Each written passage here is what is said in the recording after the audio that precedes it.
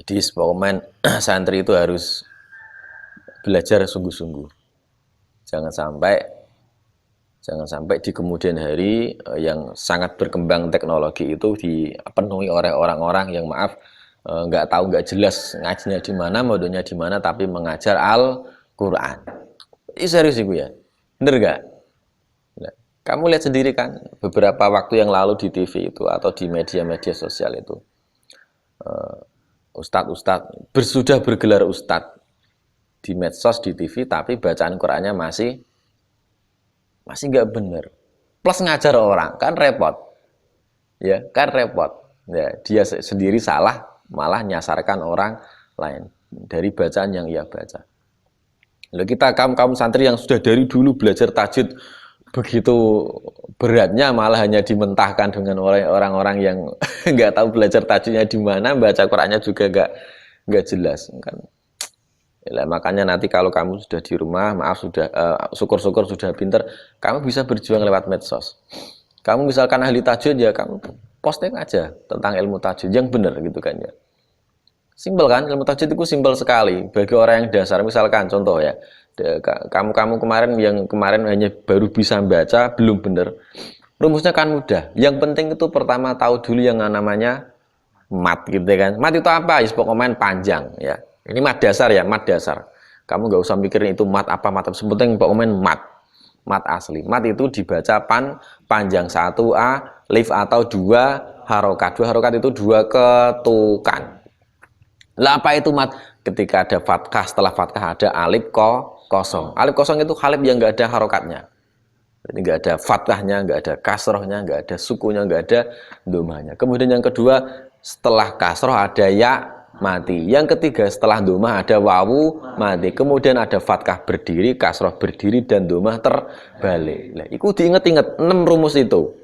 Setelah fathah alif kosong, setelah ya mati, setelah kasroh ada ya mati, setelah domah ada wawu mati, fathah berdiri, kasroh berdiri, dan domah terbalik. Kamu sudah menguasai itu aja sudah lumayan merubah bacaanmu. Sudah cukup ada iramanya, ada seninya. Coba kalau kamu baca nggak pakai mat, lempeng gitu.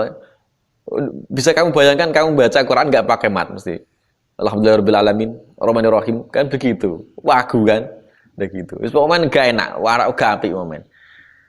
Itu bahasan mat. Jadi insya Allah kalau orang mau belajar bener ya, mesti rata-rata orang yang mau belajar tajwid bener sama saya nggak lama.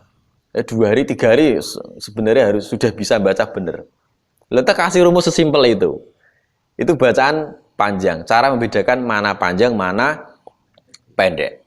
Kemudian cara membedakan mana yang harus saya dengungkan, mana yang harus saya jelaskan. Untuk pemula pukul rata. Ketika ada nun mati atau tanwin, ya kok tidak bertemu 6 huruf idhar. Berarti hamzah, ha, ain, ghin, ha, kho. Semuanya huruf tenggorokan. Hamzah, ha, ain, ghin, ha, kho. Ingat ya, 6 huruf aja. Ketika ada nun mati atau tanwin kok tidak bertemu dengan salah satu 6 huruf idhar. Hamzah, ha, ain, ghin, ha, kho. Maka pukul rata dulu aja, dibaca dengung. Nanti kalau sudah lumayan paham, oh nanti ada pembagiannya lagi. Ya. Selain bertemu huruf nun mati atau tanwin ketika tidak bertemu huruf idhar, maka dibaca dengung.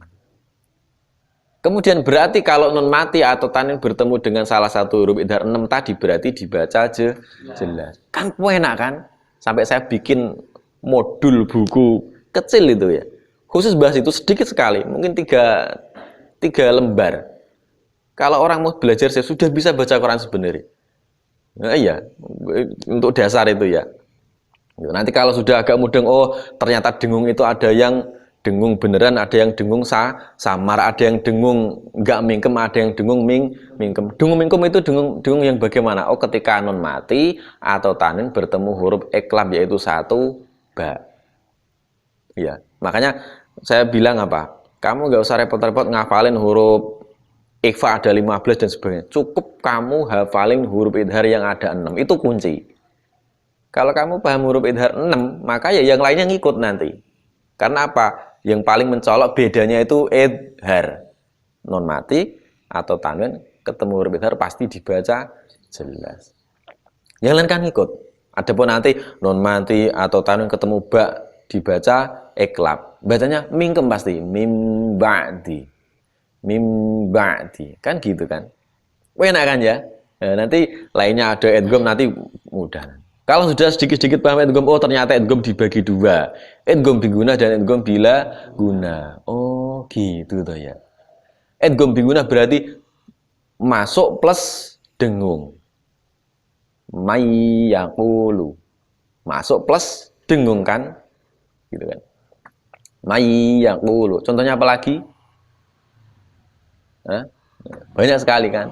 Nah, kemudian miwaroihim, ya kan? Idgham biguna kan 4, ya non mem wawu yan mu, gitu ya. Dan kedua idgham bilang guna masuk tapi nggak dengung. Asyhadu alla masuk seolah-olah huruf 2 jadi 1, kan ya? An sama la. Kalau dalam huruf latin dibikin a l l sama a, seolah-olah nunya hilang. Kenapa? Bila guna dengan tanpa bacanya harus nggak boleh kamu asyhadu alla, nggak boleh.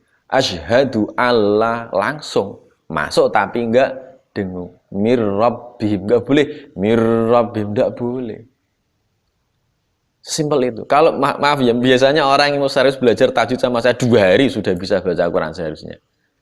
Dengan syarat diperhatikan. Dan buktinya banyak orang-orang kampung yang mau belajar tajwid sama saya, memang nggak ada 1 minggu, tapi sudah bisa baca Arab ya, maksudnya ya, tinggal memperbaiki mat sama bacaan tajwidnya itu. Udah, sesimpel itu. Itu jalan. Kamu sendiri, kamu belajar ngaji sama saya tajwid dari mulai hanya bisa baca, akhirnya bisa tahu mat itu bagaimana. Ya itu saya punya konsep sesimpel itu.